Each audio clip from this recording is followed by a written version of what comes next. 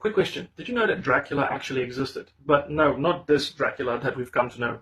I'm talking about this guy.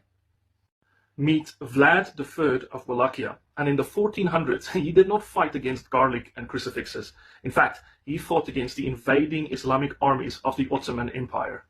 This was the expanse and the influence of the Ottoman Empire. And at the time of Vlad III, or also known as Vlad Dracula, son of the dragon, his small little kingdom or county here in the east of Europe would hold the line and stop the Islamic armies, the Ottoman Empire, from further pushing into Europe.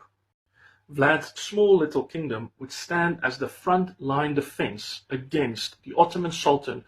Vlad III, or Vlad Dracula, was very familiar with the Ottomans. As a young boy, he and his brothers were kept hostage by the Ottoman Sultan. This was a common tactic by the Ottomans in which they would take the children of neighboring kingdoms hostage in order to exert their influence and to make sure that the Sultan's will be enforced on those who are not formally under Ottoman occupation. One of Vlad's other names that was often given to him by his Ottoman enemies was Vlad the Impaler. The reason for that is Vlad was very familiar with Ottoman tactics and strategy. In fact, the Sultan would very often round up all the enemies of a nation against which they fought, and they would impale these people alive on wooden spikes.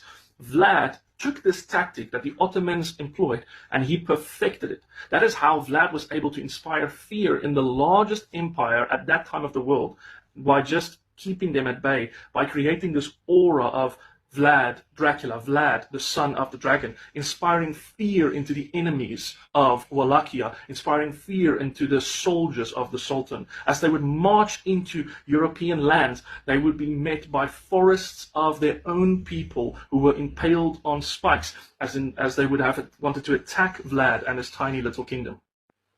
Vlad III, or Vlad Dracula, had no allies that he could call to his aid.